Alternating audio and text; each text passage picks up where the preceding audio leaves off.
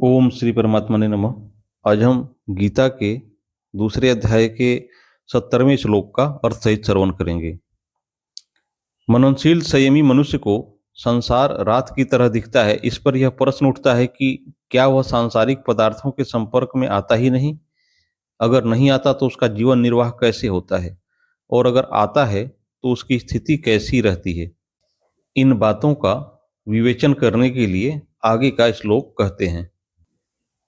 आपूर्यमानमचलप्रतिष्ठं समुद्रमापः प्रविशन्ति यद्वत् तद्वत् कामा यम प्रविशन्ति सर्वे स शांति मापनोति न कामकामी।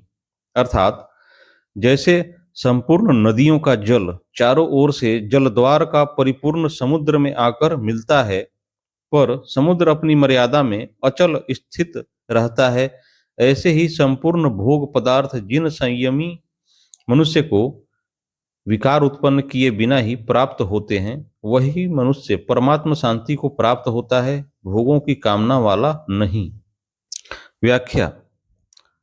आपूर्यमान मचल प्रतिष्ठम समुद्रमापः प्रविशन्ति यद्वत्। अर्थात वर्षा काल में नदियों और नदों का जल बहुत बढ़ जाता है।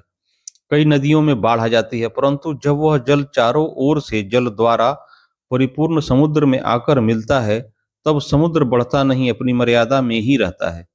परंतु जब गर्मी के दिनों में नदियों और नदों का जल बहुत कम हो जाता है, तब समुद्र घटता नहीं। तात्पर्य है कि नदी नदों का जल ज्यादा आने से अथवा कम आने से या न आने से तथा बड़वानल और सूर्य के द्वारा जल का शोषण होने से समुद्र में कोई फर्क नहीं पड़ता, वह घटता बढ़ता नहीं। उसको नदी नदों के जल की अपेक्षा नहीं रहती, वह तो सदा सर्वदा ज्यों का त्यों ही परिपूर्ण रहता है और अपनी मर्यादा का कभी त्याग नहीं करता।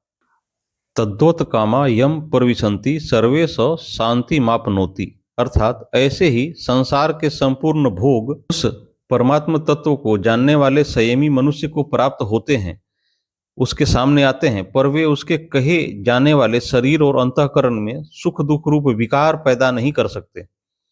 अतः वह शांति को प्राप्त होता है। उसकी जो शांति है वह परमात्म तत्व के कारण से है, भोग पदार्थों के कारण से नहीं।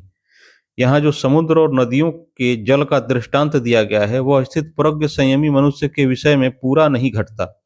कारण कि समुद्र और नदियों के जल में तो सजातीयता है, अर्थात जो जल समुद्र में भरा हुआ है उसी जाति का जल नद नदियों से आता है, और नद नदियों से जो जल आता है उसी जाति का जल समुद्र में भरा हुआ है।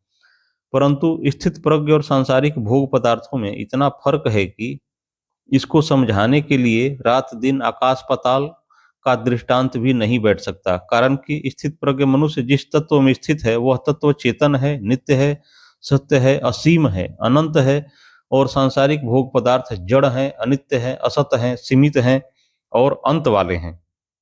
दूसरा अंतर यह है कि समुद्र में तो नदियों का जल पहुंचता है, पर स्थित प्रज्ञ जिस तत्व में स्थित है वहां ये सांसारिक भोग पदार्थ पहुंचते ही नहीं, प्रत्युत केवल उसके कहे जाने वाले शरीर अंतःकरण तक ही पहुंचते हैं।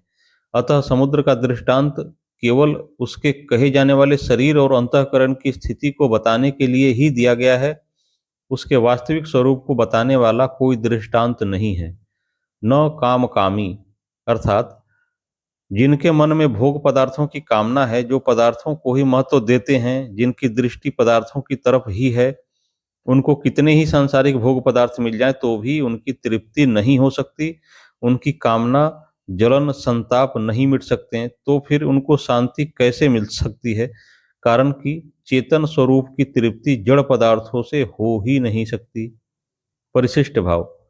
अपनी कामना के कारण ही यह संसार जड़ दिखता है, वास्तव में तो यह चिन्मय परमात्मा ही है, वासुदेव सर्वम। अतः जब मनुष्य कामना रहित हो जाता है, तब उससे सभी वस्तुएं प्रसन्न हो जाती हैं।